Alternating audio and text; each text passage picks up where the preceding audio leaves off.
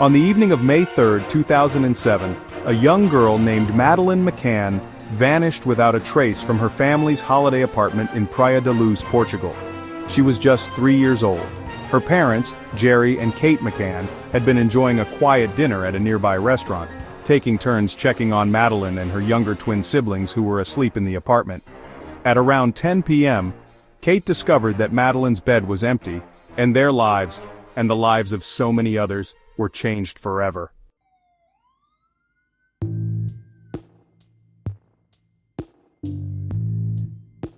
This single event sparked a massive international search effort, one of the most extensive of its kind. The circumstances of Madeleine's disappearance, an apparent abduction in a quiet resort town, gripped the world's attention. It became more than a missing child case. It became a mystery that has endured for over a decade, generating intense media scrutiny, countless theories, and an unrelenting public fascination.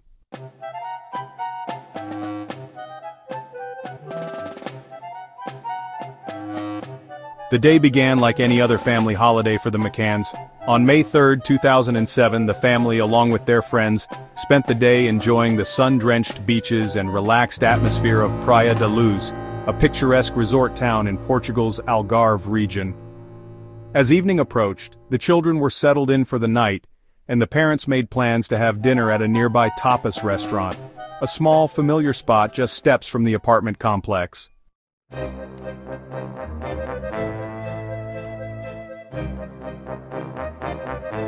That evening, as the McCanns prepared to leave for dinner, they followed their usual routine. They put Madeleine, just 3 years old, and her younger twin siblings to bed around 7:30 p.m.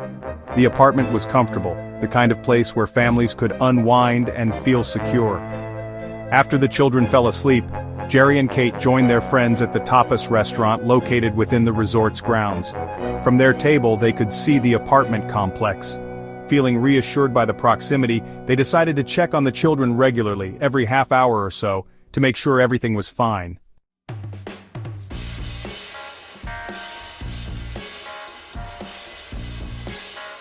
The first few checks went as planned.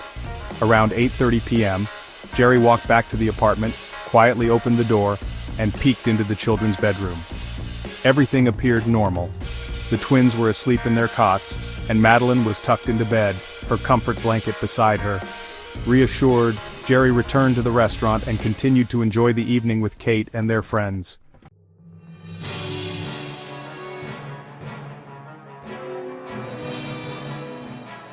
But at 10 p.m., when Kate McCann went back to the apartment, everything changed. As she approached the children's bedroom, she noticed that the door was open wider than it had been left. The window was also ajar. Instinctively, she rushed to Madeleine's bed and found it empty. The little girl who had been peacefully sleeping just an hour before was gone.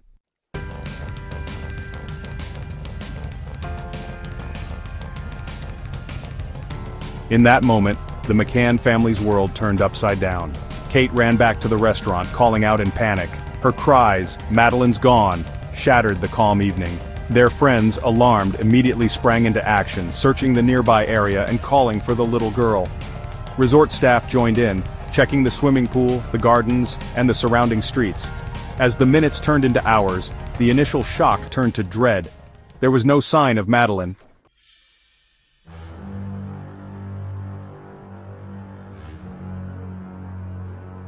By the time local police arrived, it was clear this was not a simple case of a child wandering off.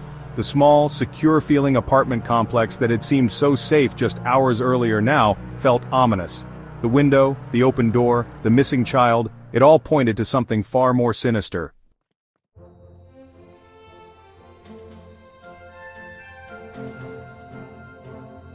The confusion, fear, and chaos of that night set the tone for what would become one of the most perplexing and closely watched cases in modern history.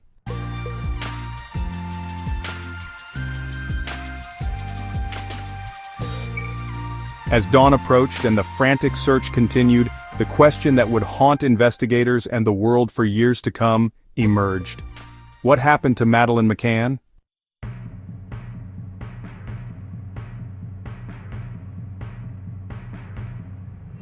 In the immediate aftermath of Madeleine's disappearance, The Portuguese police, known locally as the Polícia Judiciária, launched an urgent response. Officers arrived at the resort late that night and began combing the area, calling out Madeleine's name and checking nearby roads and buildings. Yet, the confusion of that evening proved to be, well, a significant obstacle. Resort staff, guests, and even concerned townspeople had already been searching before the police arrived. This might have disturbed evidence, making it harder to determine what had really happened in those crucial early hours.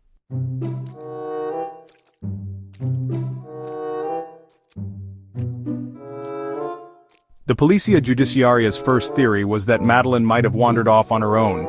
The area around the resort was a maze of streets, alleys, and holiday homes. Could a curious 3-year-old have climbed out of bed, opened a door, and wandered into the night? Search teams scoured the nearby beaches, roads, and open fields, hoping to find her safe, maybe scared, but alive. But as dawn broke, there was no trace of her, and honestly the theory of an innocent accident began to lose weight.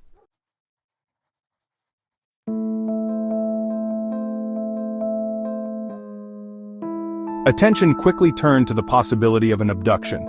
The open bedroom window raised questions. The McCanns insisted it hadn't been left that way, and Kate's account of the door being more open than before suggested that someone had entered the apartment. But who? And well, why? As investigators worked through the first morning, they began considering the chilling notion that someone had intentionally taken Madeleine, someone who knew the area and perhaps had been watching the family.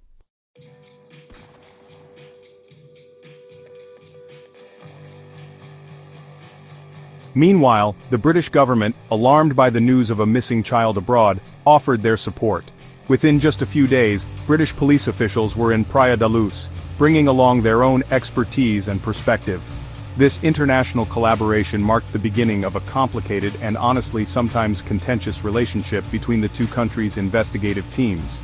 British officers brought fresh eyes and new resources to the case, but, well, their presence also highlighted the differing approaches to the investigation.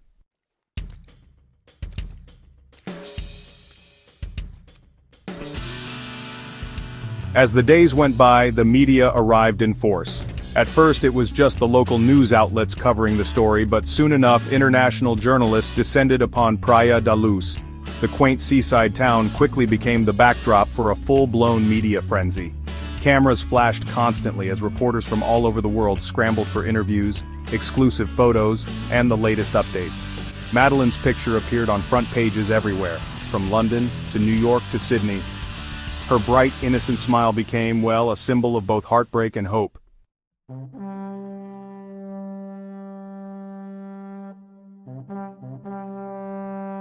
But, the media's attention also brought with it an intense amount of pressure. Every single new lead, every rumor, and every statement from the police or the family was dissected by a global audience. Critics began accusing the Portuguese police of being slow to act and of failing to properly secure the crime scene. The McCanns, suddenly thrust into an unwanted spotlight, found themselves scrutinized in ways that no grieving parents should ever have to endure. The weight of public expectation combined with the mounting criticism created a tense and frankly difficult environment for everyone involved.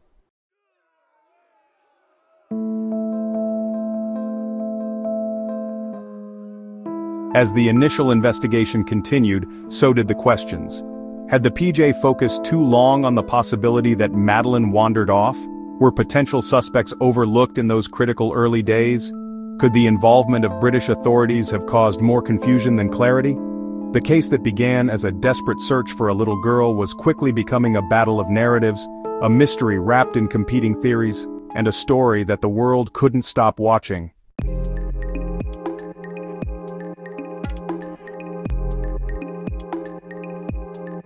And yet, despite all the attention, one haunting question remained. If Madeleine had been taken, where was she now? And why did every lead seem to raise more doubts than answers?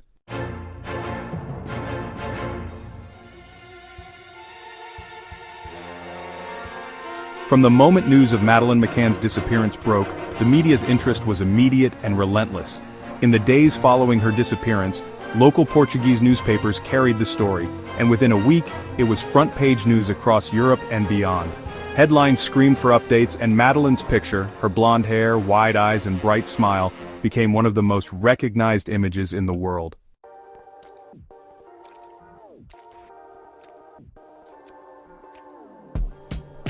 As the story gained traction, major news networks dispatched crews to Praia da Luz.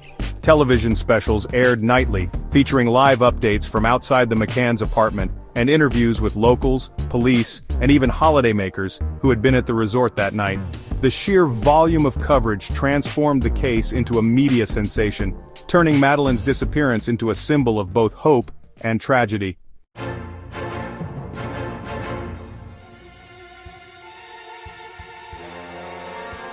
But with that coverage came speculation.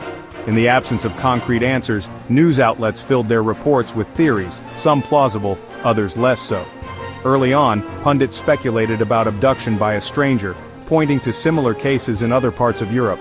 Others considered the possibility of an organized child trafficking ring. Rumors swirled online and in print, with anonymous sources and unnamed investigators feeding the narrative.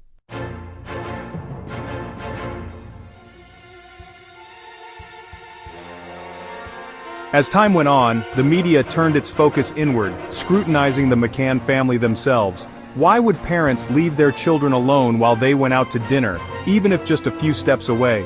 Was there any truth to the whispers of involvement from someone in the family's inner circle? Every decision Kate and Jerry McCann made, every public statement, every press conference, was examined under a microscope.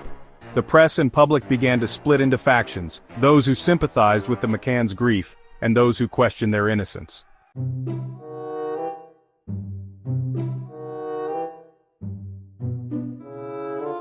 On television, documentary specials dissected the case.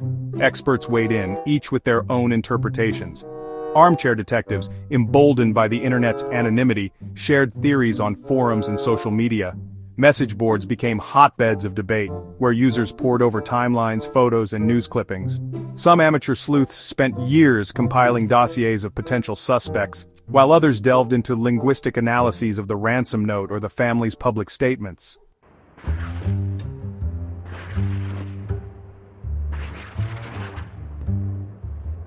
This obsessive public involvement raised a deeper question. Why did Madeleine's case become such a phenomenon? Was it her age, just 3 years old, that struck a chord? Was it the stark contrast between the idyllic vacation setting and the horror of her disappearance? Or perhaps it was the mystery itself, a locked apartment, no clear signs of struggle, and a sudden vanishing.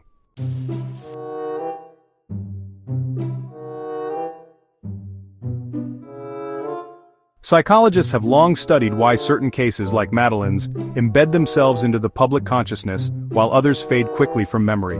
In this case, the ongoing uncertainty played a key role. With no closure, no body, no confession, no conclusive evidence, the story remained open-ended. That open-endedness created room for endless speculation, allowing the public to continually revisit the case, each time hoping for the missing piece of the puzzle.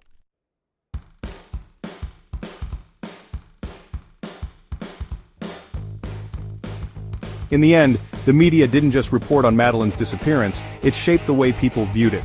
By amplifying theories, focusing attention on the family, and broadcasting every potential lead, the press turned the case into an enduring mystery.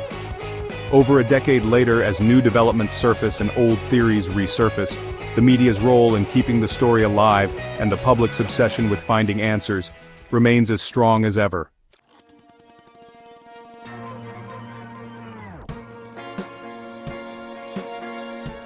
The years following Madeleine McCann's disappearance have been filled with twists, turns, and countless questions. Early in the investigation, Portuguese police named a handful of official suspects, or arguidos. Among them was Robert Murat, a local British expat who lived near the McCann's holiday apartment. For months, speculation swirled around Murat's possible involvement. Rumors of strange behavior and reported inconsistencies in his alibi kept the media and public captivated. But despite the whispers of suspicion, no concrete evidence emerged. Murat was eventually cleared, yet his experience as an arguido hinted at the many false leads and dead ends that would come to define the case.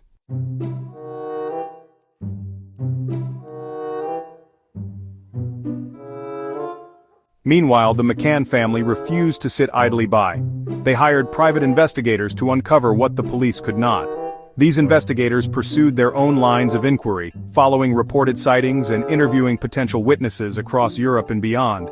In one instance, an investigator chased a lead about a young girl spotted in Morocco who resembled Madeleine. For a fleeting moment, hope flared that she had been found alive. But once again, the lead fizzled out, leaving only more questions.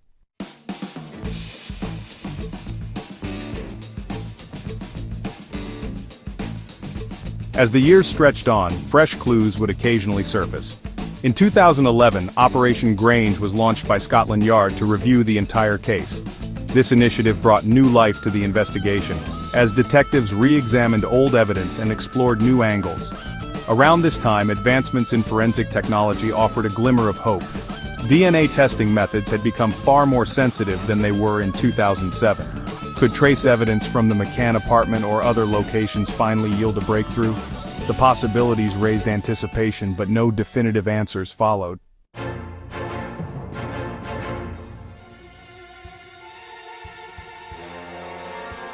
One of the most recent and high-profile developments came in 2020, when German authorities identified a new suspect. A convicted criminal with a history of violent offenses, he was linked to the area around Praia da Luz at the time of Madeleine's disappearance. Investigators believed this suspect could be the key to solving the case. Media outlets ran with the story, publishing timelines of the suspect's movements and uncovering troubling details from his past.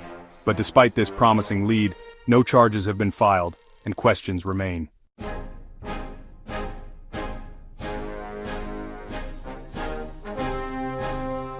Every new lead, from mysterious sightings to supposed breakthroughs in forensic analysis, has brought with it a renewed wave of interest and speculation. But with each apparent step forward, the investigation has stumbled against the same enduring challenge, a lack of solid, conclusive evidence. For Madeleine's family, every promising development brings both hope and the risk of disappointment.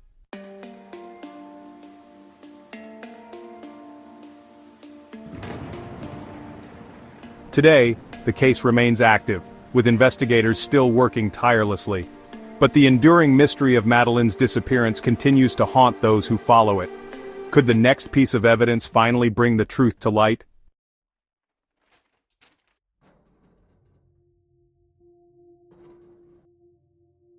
Madeleine McCann's disappearance was not just a heartbreaking loss for one family.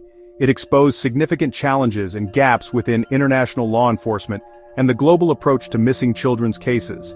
At the time, many of the protocols for handling such disappearances were fragmented, differing from country to country.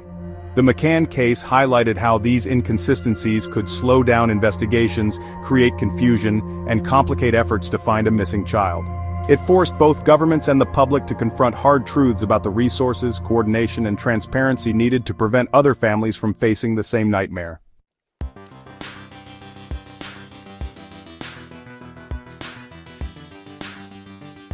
In the years following Madeleine's disappearance, new policies and programs emerged. The case inspired the European Union to strengthen its coordination on cross-border abductions and to improve communication channels between law enforcement agencies in different countries. Alert systems, like Amber Alerts in the United States, became more widely adopted in Europe, and international databases for missing children expanded their reach and capabilities. While these changes were not solely because of Madeleine's case, her story became a rallying cry, a reminder that global cooperation is crucial when a child's life is on the line.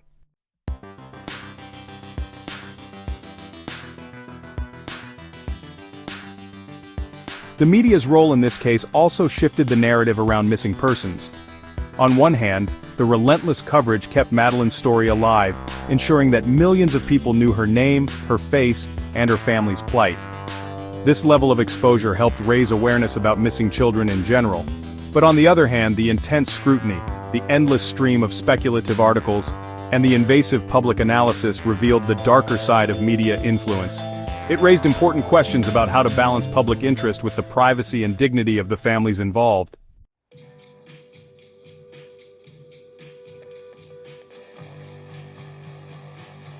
At the heart of this story is the McCann family's determination to find their daughter. Despite facing unimaginable loss, Kate and Jerry McCann became tireless advocates for missing children worldwide.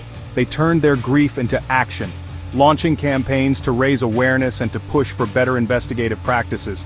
Their work brought attention to other unsolved cases, ensuring that Madeleine's disappearance wasn't just an isolated tragedy, but part of a larger movement to protect vulnerable children and hold institutions accountable.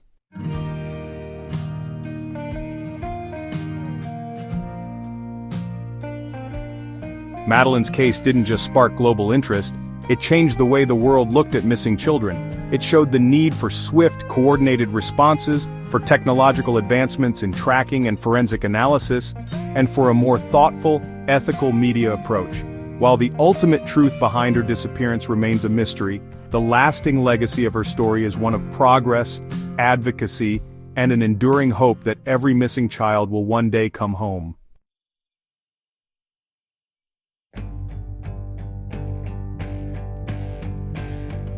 More than 15 years after that fateful night, the disappearance of Madeleine McCann remains an open wound, a case that continues to defy resolution.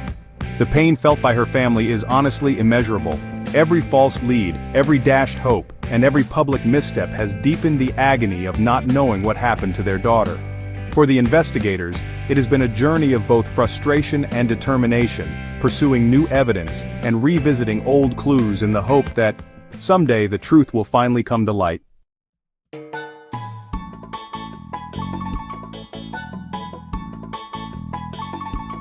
But this case is not just about the unanswered questions, it is about the enduring belief that one day, there will be answers. The world still watches, still hopes, and still waits for that breakthrough moment.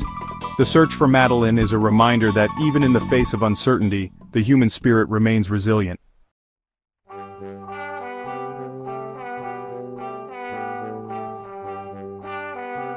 The disappearance of Madeleine McCann is not just a story of loss, it is a story of enduring hope, of tireless advocacy, and of a world that has refused to forget.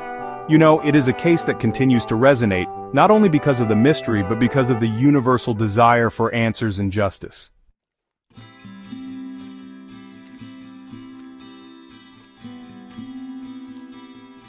And as long as questions remain, this story will never truly fade from memory.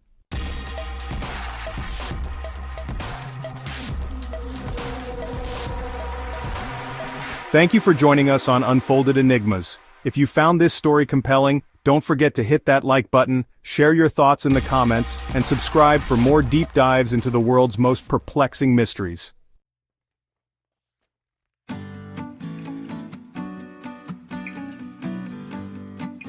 Until next time, keep questioning, keep exploring, and stay curious.